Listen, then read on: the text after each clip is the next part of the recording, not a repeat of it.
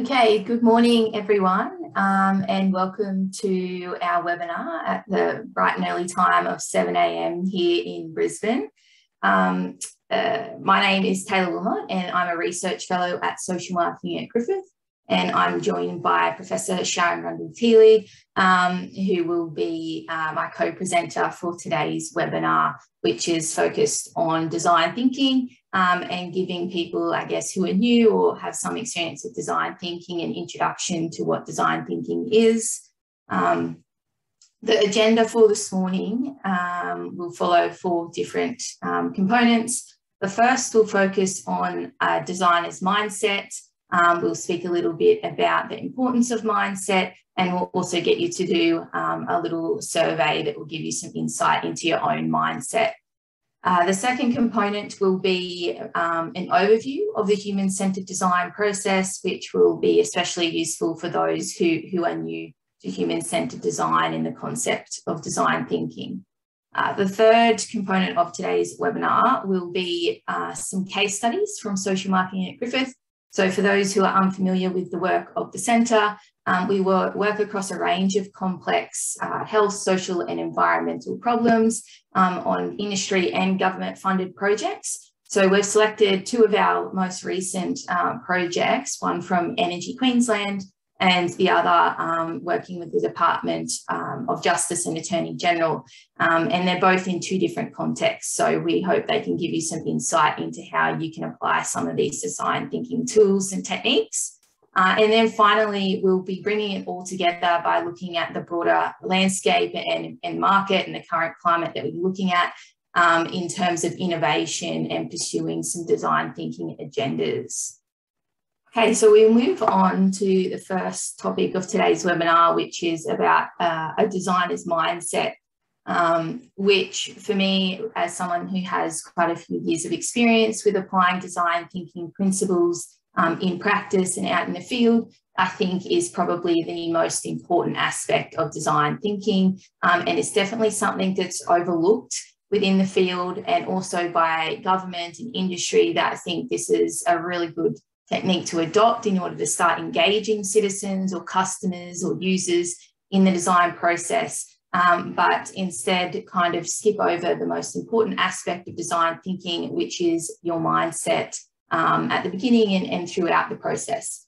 So we have a short quiz and you should be able to see a QR code that you can scan on your smartphone, or otherwise Sharyn can post the link to the survey that you can copy and paste into your web browser. The quiz itself is quite short. It's only 22 questions. It will only take around 5 minutes to complete. So we'll let you guys go off and do that now, and then we'll come back and discuss a little bit about what your results mean in the context of design thinking. Okay, so I might ask Sharyn to share the results. If you're still finishing the survey, please, feel free to finish it and get which segment you're placed in. And then when I talk a little bit more about what each means, it'll make more sense to you. So, all right, so we have a lot that are in the avant-garde segment. We have a few that are in the fence sitter and a couple that are in the novice segment as well. So interesting to see who we have in the room in terms of their design mindset.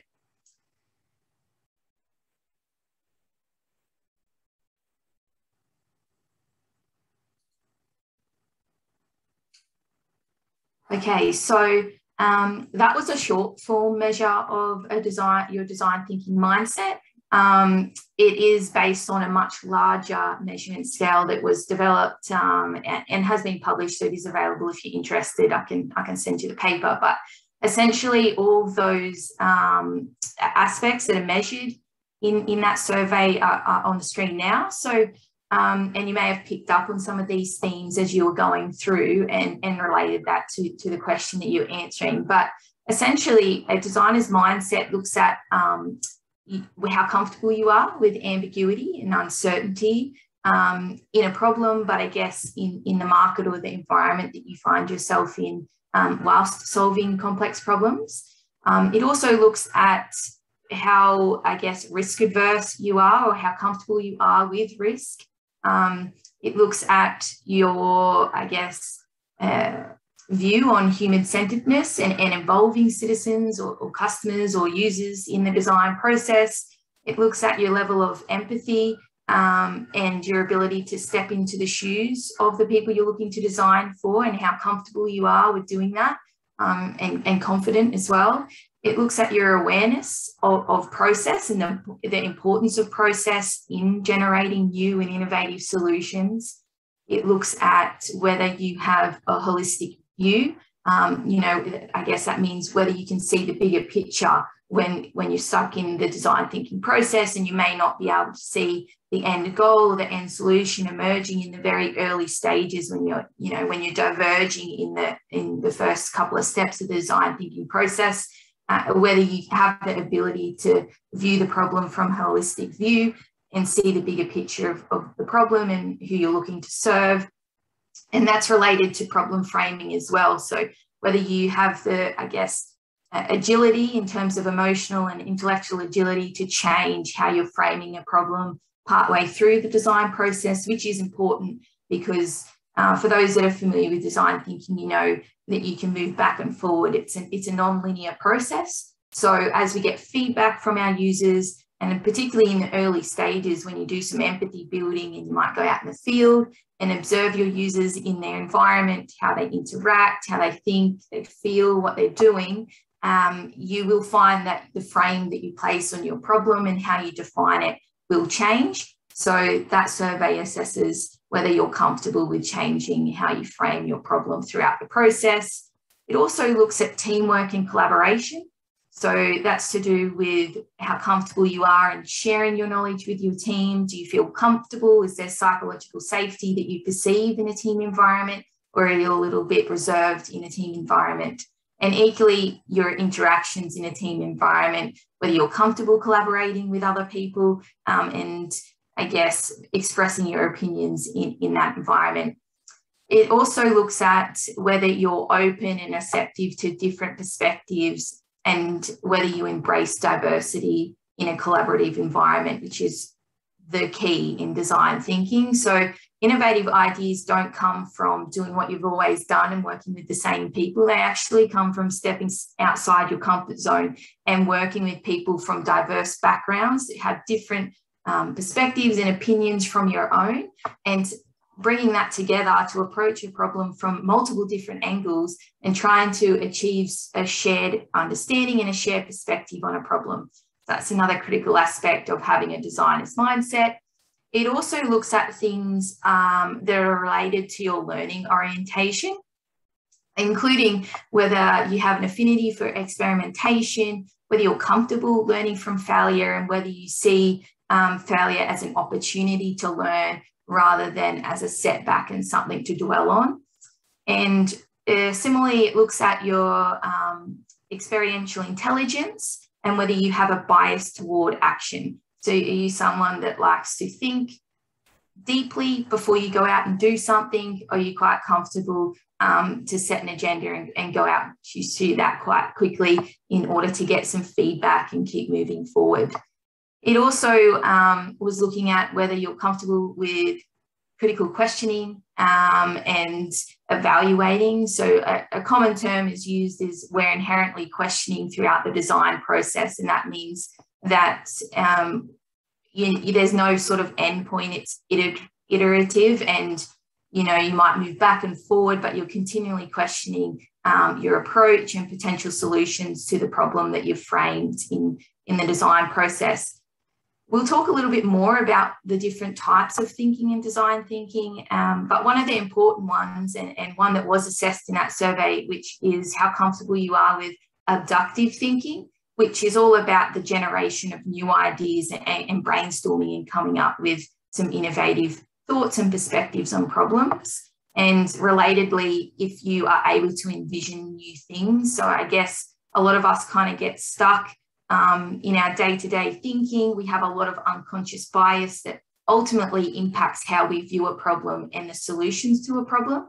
So the ability to look beyond those biases and our comfort zones and what's right in front of us, to see new things, to see new patterns, is a critical aspect of the designer's mindset.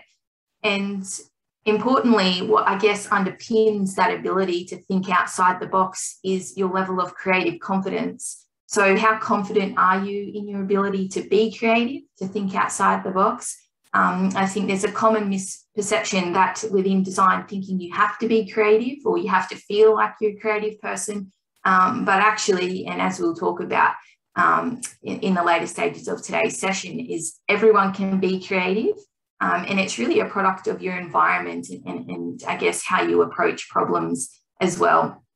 And then lastly, and I guess most importantly as a social marketer, and I'm sure Sharyn will agree with me, but it is important as a designer or a design thinker to have an underlying desire or an inherent, I guess, optimism of making a positive impact on society and on individuals when you're pursuing new and innovative solutions. So the segments you got placed in, don't stress too much about them. It's just a bit of fun, and largely the segments were made arbitrarily, but they do give you an idea of how comfortable you are with different aspects of design thinking. And I use a sporting analogy. I'm a soccer player, so I thought for those in the room who play soccer or some other related ball sport, you might be able to relate to this. But for me, a novice is someone who loves sitting on the bench and loves coming off. And once your team might be up 2-0 at half time, you might feel comfortable and confident to jump onto the field and start playing. And I think that's very similar to a novice design mindset. A fence sitter might be someone that will start with the starting 11, but they'll probably be most comfortable, sitting on the wing. If you play soccer, you might be familiar. The strikers have the responsibility of scoring the goals, and defenders are, they largely have the responsibility of stopping goals. So a winger might just like to sit on the. They play a critical role, but it was the closest analogy I could come up with. And then lastly, if you're an avant-garde, you're the person that will take a penalty shot in the 89th minute. You're confident, you like to take risks, and you'll embrace the outcome whether you fail or not. So another thing that I thought I would touch on is that I guess the assumption that having a method or a structured process is important in design thinking. And while it is helpful, particularly if you're new to design thinking, it's important to recognise that it can also create a safety net, and it can stifle creativity. And for those who are risk adverse, it might just reinforce your bias towards staying in your comfort zone. So we will show you a 5-step process. But I really want to emphasise that there is flexibility in that process, and it's certainly not a linear process to follow. So design thinking through a series of exploration activities that address the messy unknown. So we are dealing with complex problems that have multiple aspects, and there's multiple causality and dimensions in the problems that you look at, often termed wicked problems in design thinking. But design thinking can show us that how we think about a problem directly affects the solutions that we generate. And the cornerstone of design thinking is integrative thinking. And Tim Brown talks a lot about integrative thinking, as well as Tom Kelly. So if you're interested in learning a bit more about integrative thinking, I definitely recommend looking up those two experts in design thinking. But essentially, integrative thinking is the ability to face constructively the tension of opposing ideas, and instead of choosing one at the expense of the other, generate a creative resolution of the tension in the form of a new idea that contains elements of the opposing ideas but is superior to each. So again, embracing diverse views and perspectives and working in a team environment with people from different backgrounds and experiences, and being able to have a discussion and a debate around what solution would be the best or the optimal solution, or set of solutions for that matter. Okay, so the different types of thinking. There's within integrative thinking, there's inductive, deductive, abductive.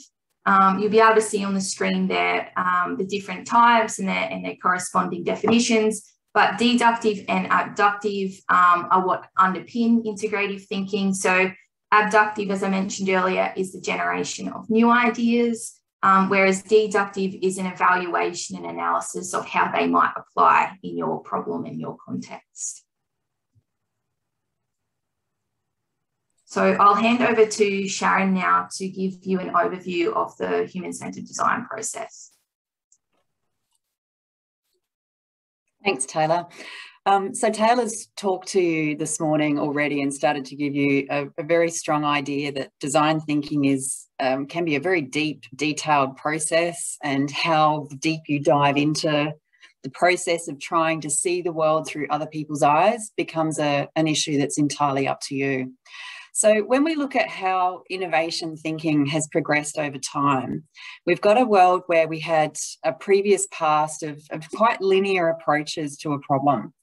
And if Taylor goes to the next slide, you can actually see that generally people actually attacked the problem from their own viewpoint. And you've already seen when you took the survey earlier, we're all different. So you saw right across the people sitting in our Zoom room today, you know, everyone falling into different boxes. So for just one of us to set a problem and actually then serially go forward tackling that one problem with our one viewpoint, we might be missing the mark. And that's where innovation took a huge leap forward and actually came up with approaches that, for me, start to actually set apart the way we think, the way we operate, and help us to actually see how we might be able to progress forward in the way that works for other people. So design thinking is one of many participatory design or human-centred design approaches. It's not the only way we can approach this, but it is a way that actually allows anybody to actually join a conversation and to actually start the process of defining what that problem actually is. It has different groups, different types, different people from different backgrounds coming together. And that's a distinct progress from the past, where generally you would get, for example, a group of social marketers or a group of engineers or IT professionals coming together, thinking the problem is this and approaching it with their one worldview. The process itself also is different. And so the truly unique thing about design thinking, in contrast to a lot of those other human-centred approaches, is that different people will actually then define different problems, and in response to their own problems that they've defined, come up with different solutions. And that can actually be a game changer. It changes the way you actually think and what you actually do. Now, Taylor's going to launch a poll, and we're just going to ask you one question in terms of innovation. What stops us from actually unpacking the box and doing things differently? So if you could just take a look and give us your view on what you actually think.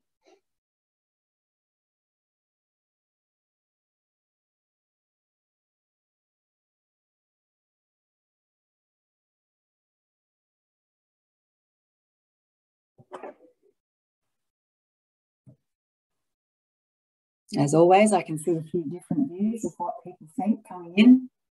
Responses mounting up. And shortly, Taylor will actually share the results just to show you what everyone else in the Zoom room actually thinks. But what we can actually see with innovation is a whole host of things that are holding us back. And most of them actually centre on us as humans. Quite often, we're scared to do something different. We're actually worried about how we look in front of others, and there's a massive fear of failure. No one wants to look silly or feel crazy or just stand out from the crowd for actually going forward and trying something differently. So this holds us back. The fear of failure is huge, and it's actually having an impact on how we actually approach things. We also have different worldviews and differing viewpoints, and those divided perspectives, which we watch play out in politics constantly. Here in Australia at the moment, it's down to which jab will you get, or will you actually get a jab for COVID at all? Different people think and act differently. And so those divided perspectives actually get in the way of actually helping progress, because people block other people. And that makes it very, very difficult to come forward. We have our inherent biases, the way we see the world. As humans, we actually are the sum of our experiences. If you consider us like a book, Each day is a page in the story, and each chapter in our lives, as it progresses, unfolds into the story of the individuals that we are. But the experiences we have and the sum of those together actually has us with blinkers on. We're looking at the world like this. We only know what we as an individual or the group and the closest people around us have experienced. So how can we really know what it is for somebody else? And that is a true challenge. So we have to actually embrace the world and see it through other people's eyes. And this is where the concept of empathy kicks in. How good are you at watching the world as other people actually know it? Are you able to take feedback and instead of putting on a defensive move, take it and listen to it and understand it, embrace it. Maybe it's the way you're communicating something, where you're offering it or what you're doing. It's not working for everybody, and that's perfectly okay. If you can learn from that, listen and create the change that people need to see, you will bring more people with you. So innovation is a difficult thing to do, and it takes being willing to step up and listen as an approach that we actually do it. So if you could go to the next slide, please, Taylor. You can actually see that when we start to embrace innovation, we have to actually think about it from a business standpoint. Is it feasible? Is it something that we can actually produce and do? Will it be viable? Is it something that we can actually do, for example, economically, or will it be socially supported? And then importantly, from the human standpoint, can we actually bring people on board to get past all of the issues they're expressing to push that idea forward? And so if you look at design thinking, it's viewed in different ways, from a 3-step process whereby we start to learn what people actually think and we go forward into what we actually do. So Taylor, can you go to the next slide, please? You can actually see here with the 3-phase version, we move from inspiration to ideas. And here's where we're actually getting a range of ideas and testing them and starting to look, are these things something that other people would want to actually see? You can see in the process, the ideas diverge. You deliberately look for different ideas and then they converge. You bring them back together because you're starting to get to the lowest hanging fruit. Where's the point of progress where we can start to step forward? So being different and looking at things as we can is a good thing. Taylor, if you can just speak for a minute while the noise is out. Sure. Yeah, so as Sharyn was mentioning, this is IDEO's 3 phases of design, and we'll go into a 5-step design process in the next slide, but essentially there's 3 different phases that design thinking process follows. And importantly, as Sharyn mentioned, at different phases or stages of the process, you will diverge and converge, which are all critical parts of the design thinking process. So some of you may be more familiar with the 5-step human-centered design process, originally developed by David Kelly and co at Stanford's D School. It starts with empathy building. You move to defining a problem, through to ideation, then prototyping, and then testing. Empathizing is about who you're designing for and stepping into their shoes to learn about their lives, their context, and observing what the problem is from their lens. Defining is about assessing what their unmet needs are and potentially how you could fulfill them, and creating a problem frame or a problem statement to then take you in and have a form a lens for the ideation stage, which is all about where you do diverge and you come up with as many wild and wacky ideas as you can for the problem that you've defined in the previous step. And you think about how you'll address the unmet needs identified in the previous step. Then from there, you will generally apply a number of consensus voting processes or priority assigning processes so that you can reduce and, as Sharyn mentioned, converge the number of ideas you've generated in that ideation or brainstorming stage, so that when you go to prototyping, you've got a smaller set of ideas or concepts that you then apply different techniques in order to make those concepts tangible in the prototyping stage. So that might be a storyboard or a rough and ready mock-up of your product or your service. so that you can present that in the final stage, which is all about testing and gaining feedback from the people you're looking to design for in the final stage, so that you can answer the question, how does the prototype meet their needs? And if not, why not? And how can you make changes, iterate and refine that prototype? So as you can see, I guess the perfect process would be stepwise process, which is that standard human-centered design process. But in reality, it's a lot messier than that, and it's a non-linear process. So you might get to ideation and then come forward with a few prototypes and then get feedback from your users and realize it's not working for whatever reason that might be, and your users will give you feedback, I guess, so you can come up with some new refinements or ideas. And then I guess if that feedback is saying that there's no way you can improve your product or your service that you've presented to your users in that initial stage, then you'll find yourself not only moving back to prototyping, but you'll be back in ideation, and you'll need to come up with new ideas and then start that process again. And, there are instances where you might get all the way through to testing and realize that you've framed the problem wrong. It does happen, but rarely, I guess, but it can happen. So you might then need to move all the way back to potentially redoing some empathy building and defining work before progressing through. So, yeah, I guess the important thing to realize is that it's a non-linear process, and you will move back and forward through the different steps. And the ability with speed and agility sometimes to adapt in response to the feedback is the true key to success when we look at human-centered design approaches, and specifically with design thinking. Taylor, thanks for jumping in, and sorry for the noise outside, everyone. I finally gave up because they're obsessed with cleaning outside my window in the office here at work. So if we go on to the first case study today, I wanted to share with you an example of how we've actually applied the design thinking process, and you'll see the 5-step process actually getting shared. So some of the problems we deal with are incredibly complex. We're dealing with places, spaces, people across organisations, and sometimes the issues, the very things that we're trying to look at, are actually quite political. And so you're getting deliberately divergent perspectives coming in, and contested feelings about what the progress and the points of difference should actually be. So I can see in the chat channel some significant conversations starting to kick in as we define and split the hair on what's the difference between invention and innovation. And what we need is an approach that actually starts to actually say, well, we actually might need multiple solutions in response to some of our most complex and wicked problems.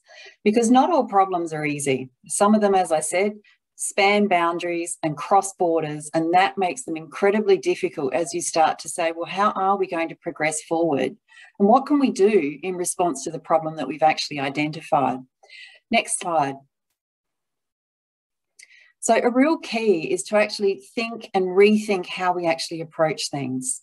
Top-down approaches, management processes that have been invented over the last decades as we move towards industrialisation have shaped how we tend to approach things. But what we actually now need to do is go back to a very blank whiteboard and actually get outside of our boxes and start to think, how can we do it differently? Is it really good enough that we're having the reductions in biodiversity, the complex social problems that we just don't seem to be able to crack? And why are people prepared to just put up with that? So I think having the courage and stepping forward to say how else and what else can and should we be doing, and enough isn't enough, really needs to be a part of the way that we actually approach how we move forward. And this is where design thinking rose in popularity. We do need new tools, and we do need to embrace the unknown. We need to step into that fear and lean right into it and start to drive for the change that we need to see. So what is innovation? Innovation is thinking outside of the box. Innovation is coming up with new ways, different approaches, and starting, for example, from a process standpoint or the people, actually figuring out how else we should be configured, smashing down the institutions, the governance structures that we've put in place to actually see how else and what else we can and should be doing in order to actually respond to the problems that we actually identify. When you actually look at the debate in the box around invention, well, what is invention really? That is the mistaken thing that we actually find as a result of the process when we're actually in it. With design thinking, as you bring different professional perspectives into the room together and have people working together towards the solution to drive for the change that they want to see, the way they thought that the very thing they're creating might respond might not be what they actually saw at all. And we indeed have seen many great inventions over time come to bear as people get together and tinker and play to understand what they can do. Now, our team last year were approached by Energy Queensland. They had a specific problem that they were starting to tackle. It's a big one. The way we're using power here in Queensland and Australia and across the planet is changing. Solar's increased in popularity, and here in Australia we have vast expanse, like big geography. So you're talking thousands of kilometres to actually run power through power lines. Now, where power is generated and then where it is used is a big issue. And the way it is then transferred between power station into your home as you just light it up with light or warm yourself or cool yourself down isn't something that most of us actually think about. But the longer those lines and expanses are, the more expensive it is to actually supply. The more of us buy solar and put it on our houses means the less that we're actually drawing on a grid that's been built for us to supply the much needed electricity that we all want and favour.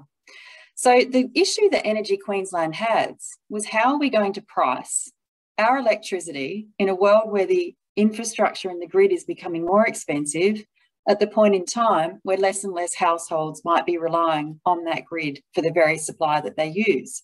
So we need it when we want it on a cloudy day, but they need to maintain it at the highest level so that when everyone wants to use it, it's available and it's actually there. So the project was a challenging one. What is it that Queenslanders want to actually see? What would energy supply in Queensland homes look like in 5 and 10 years' time? So Taylor and I kind of got together and started to tinker and go, well, how would this be approached from a design thinking standpoint?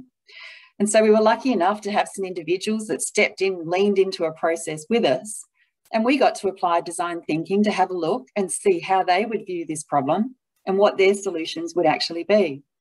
And here you can see the empathy building phase, how people got out there, interviewed people that they knew to actually start to look at this issue. What did people say? What do they do in response to electricity? How do they feel about it? So some people actually would just say, energy is really expensive and I actually don't have any feelings about electricity, which is probably fair enough. We don't always care about every product, service or thing that we actually use. We might care when the supply is disrupted. That's when our feelings might emerge. And this is the true challenge with a low involvement product like electricity. Next slide, please. So Energy Queensland did an incredible amount of work ahead of the project that we were commissioned to do. And they had already identified segments. And here you can see the personas described. What proportion of people fell into different parts of the market? There were people who are very socially oriented, and people with a social mindset cared about how energy is supplied to other people. There are people like analysts who spend a lot of time looking at the very detail around electricity and how it gets into their home and how it's priced, and they're highly, highly analytical thinkers who've really thought electricity through at a level that some of these other groups had not. So Energy Queensland knew they had 6 different types of characters, and these 6 different types could be grouped into 3 energy needs groups. So our work actually grouped people into their like groups and had a good look across all of those different groups to understand what those differences would be. Now, this is pretty illuminating for people who need an approach that gets them outside of their own worldview. It helps them understand how other people think, and it helps them to approach the problem through other people's eyes. Next slide, please. So the personas can be really great in starting to push forward to start to see how different groups respond to that one whole problem. What does energy need to look like for Queenslanders in 5 and 10 years' time? So teams were challenged, and here you can see some of the design thinking tools that have been popularised. Approaches that you can lay down and you can actually start to apply in a design thinking process to start to understand how people frame a problem and then what solutions they would start to build in response. So a point of view statement, for example, defined by one of the groups here, group 1, an adult carer in a remote community that needs reliable, uninterrupted power supply. So just imagine someone who cares for someone who needs that precious life-breathing support. They need reliability. It is paramount for them. Whereas a family of 4 living in the suburbs somewhere needs cost-effective power. They're trying to just cope with raising the kids, and their energy needs start to differ slightly. So these point of view statements give you very differently framed points of view that different Queenslanders would actually have. And then what we can actually do in response to that is phrase how might we questions. So how might we empower suburban families to select cost-effective power solutions? And here is where you can see different problems defined, starting to tackle it with a different approach. How might we solve this? And then starting to look for some alternatives. So you can start to see the number of different ideas that start to get popped up by each group in response to their problem that they've actually defined for themselves. Next slide, please. So design thinking is really great for creating a process that anyone can actually start to lay down to manage other people through an entire design process. Taylor reminded you earlier, we're not all creative, and we don't need to be. The processes themselves allow people to actually imagine and reimagine and test and think and iterate to actually start to understand if the way that they propose to solve it will indeed actually work. And there's a whole host of different tools that we can actually apply to step people through this process.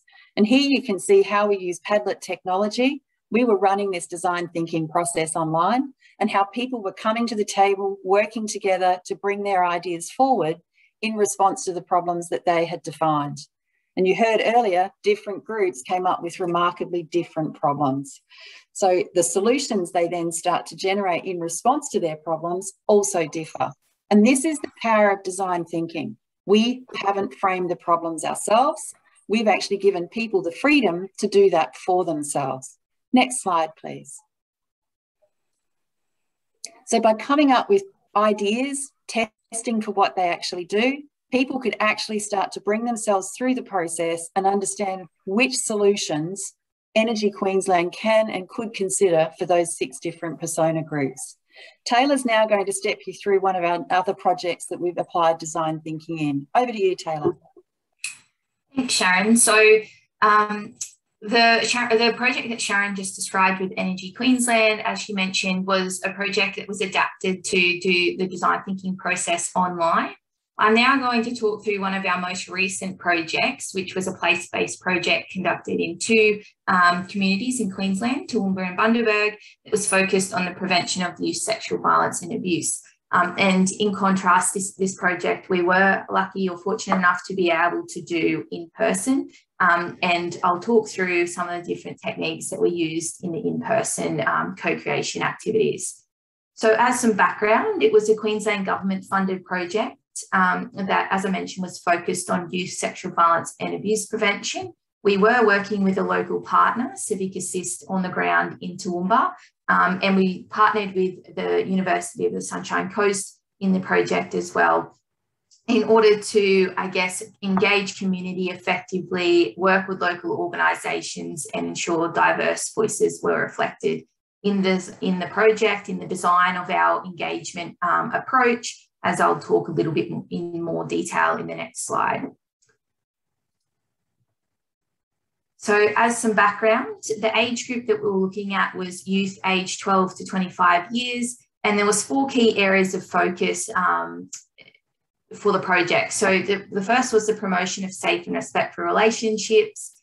The second was helping young people to feel safe online and offline, increasing understanding and awareness about consent. And lastly, which was more of a long-term focus, but still crucially important to address within this initial community engagement stage of the project, which was reducing the risk of violence, sexual harassment and sexual assault. So the project team worked with local stakeholders on the ground in Toowoomba and Bundaberg to co-design the community engagement process. So before we'd even started planning our co-creation, our design thinking workshops, We went into community and hosted a workshop during the day, invited local stakeholders to come together to tell us how they thought our community engagement approach would be best designed and delivered for their communities. So that resulted in 3 different streams. So the first was, and this was only in Toowoomba, a Young Voices United committee group, which essentially was a youth advisory group consisting of 10 young people who provided leadership throughout the project to our team and ensured that the project remained youth-led and young people were meaningfully engaged across the life of the project. The next was creating collective solutions, which is an approach, a consensus-based approach that helps with priority setting with stakeholders and is, I guess, a complementary approach to co-design, which is a method of participatory design that can be applied similar to design thinking in the same way. So creative collective solutions and co-design were both implemented in both locations, Toowoomba and Bundaberg. So the co-design approach that we follow at the centre is a 7-step process and it shares, I guess, similarities and differences with design thinking.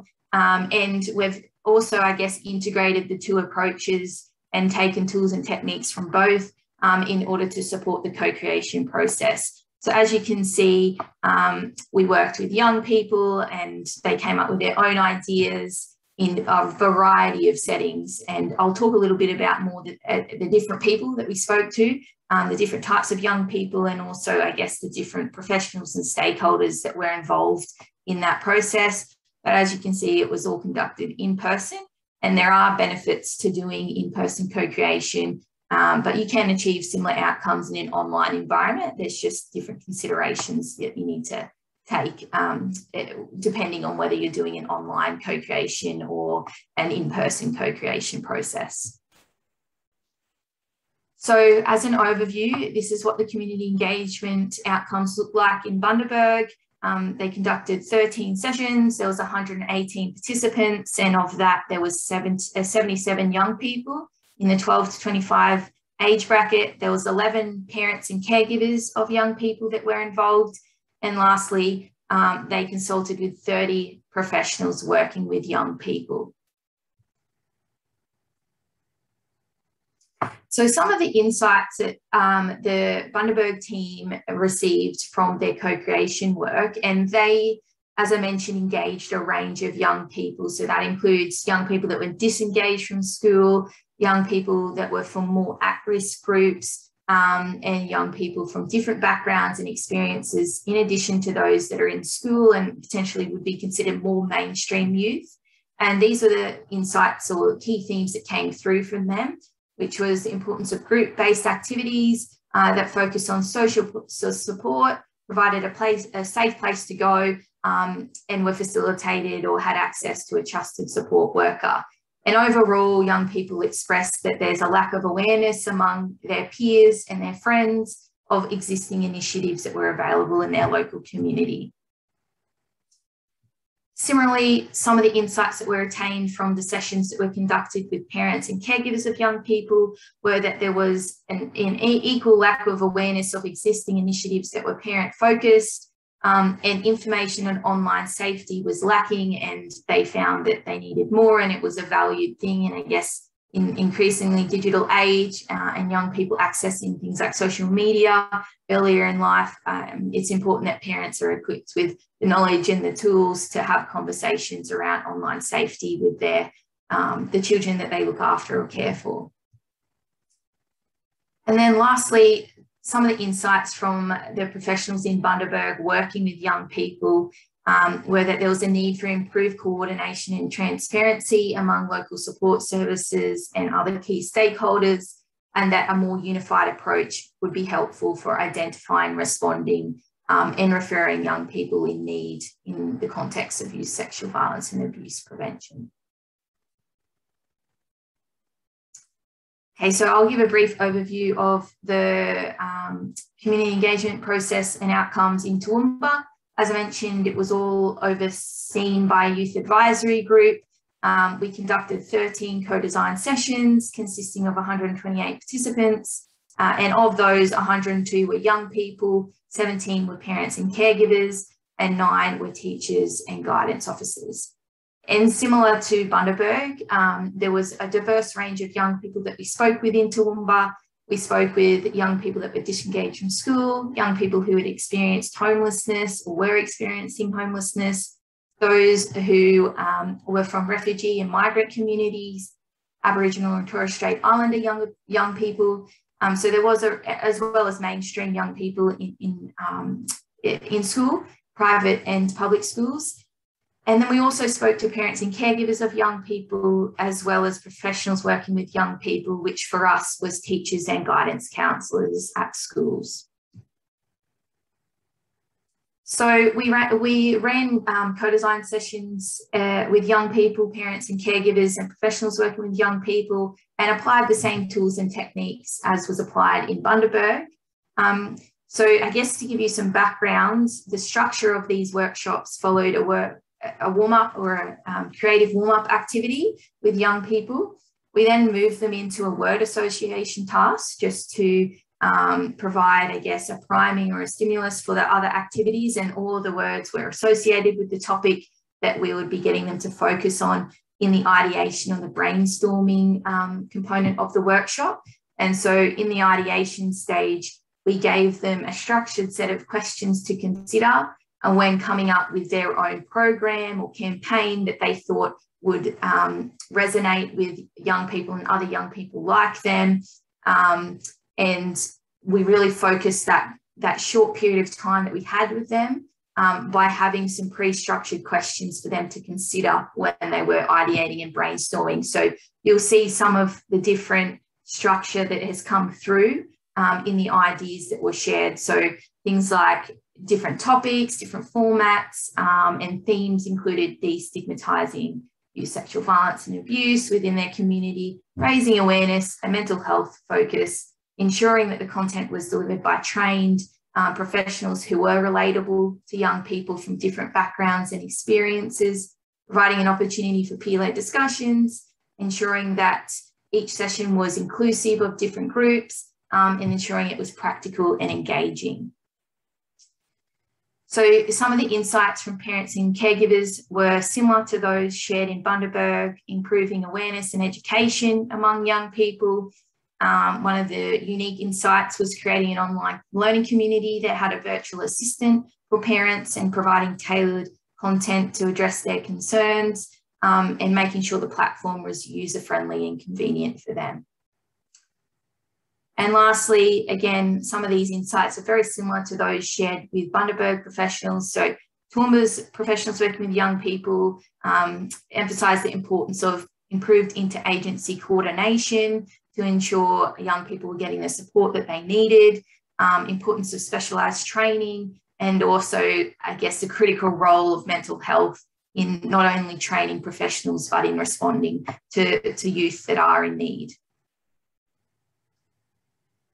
Okay, and lastly, and I'll kind of go through this quite quickly, but bringing it all together in the context of you know, innovation and what's currently happening in the landscape of innovation and design. So wider trends in the market show us that designers or companies more broadly do not often talk to their end users when they're developing products or services, as Sharyn mentioned, talking about the difference between innovation and invention. Invention is typically seen as coming up with something new and groundbreaking, but innovation itself is not necessarily bringing something completely new to the market. And certainly innovation typically comes from users and their insights about some unmet needs and pain points that they are experiencing, and developing a product or a service that directly addresses that, rather than the traditional mode of innovation, which is you know, a siloed innovation or design team coming up with what they perceive as a genius product or service, and then taking that to market only to realise that that's not something that's fulfilling a real meaningful need for users, that is you know, occupying a sense of value for them. So certainly 60% of companies might be consulting with users, but we know that the extent that they are involving users varies across a wide spectrum of, you know, might be just a an interview or a short survey, rather than some more deep co-creation, empathy building work with users. And then more than 50% have no objective way to assess or set targets for the output of their design teams, which is surprising and shocking as a statistic as it is. It kind of emphasises the importance of setting design metrics around the work and the co-creation work that you are doing, so that you know what you're hoping to achieve and how you can measure whether you actually have achieved that goal. And broader trends and statistics show us that those companies, so in this instance, the companies that are in the top quartile of McKinsey's design index, so they're top performers, compared with general industry benchmarks, actually outperform their competitors in terms of revenue and total returns to shareholders. So while companies might not prioritise innovation or developing new products and services during a crisis such as COVID, broader trends show us that it actually is important for long-term growth and revenue. And so you can see exactly what the climate has looked like throughout the COVID-19 crisis. Companies aren't investing so much in innovation pre and post-crisis, which is kind of a critical insight, given that we've just shown that revenue increases when you invest and that you prioritise innovation and design. So in the broader context, there's only been a few, well, there's only really been one industry or field that has invested in R&D and innovation, which has unsurprisingly been the medical field and pharmaceuticals, which, as you can see, pre-crisis, their level was a little bit below, but exploded after the crisis in terms of their investment in innovation, whereas things like communication services or basic materials or financial services and retail in particular, as their landscape has rapidly changed, have not invested so much in innovation. And again, some broader trends looking back at crises like the global financial crisis and similar events that have rapidly disrupted the market in which many companies are operating within, show us that those who prioritise innovation and actually invest their time in developing their innovation processes internally outperform those who don't, who decide to narrow down and focus on protecting their current bottom line rather than looking more long term at the potential gains that could be made if you invest during a crisis. And why do we see these trends? The short answer is that innovation is hard, it's difficult, there's a lot of risk that is involved, but to a certain extent that risk can be mitigated with applying design thinking processes. So trends show us that executives don't necessarily feel equipped and capable of innovating, even though they recognise the importance of innovation. Okay, so we might end today's webinar with a short discussion. I'm conscious that we've hit 8 o'clock, but if you have time and you feel free to share from your own experiences, how do you think we might make people or executives or leadership teams feel more equipped and capable of innovating and supporting their teams to innovate? So you have a few reflections, please share them in the chat box. And if you have any questions at all, please feel free to share them with us now. And of course, we're available for a design thinking masterclass if you want to learn some more advanced techniques and get some hands-on experiences with some of the tools and the steps and the techniques that we went through today. Feel free to reach out if that's something that would be helpful for you or your organisation. We will send out a copy of the presentation slides. There will be a webinar recording that you can go visit or share with colleagues if you like. And there's also a free guidebook that's available if you haven't already downloaded it. So as I mentioned, if you have any questions now that you'd like to ask us, feel free to put them into the chat. Otherwise, if you have to jump off and head off to your next meeting or work, feel free to send us an email. Always happy to have a discussion with you if you have any questions or are interested in learning a little bit more. And of course, feel free to connect with both of us online as well.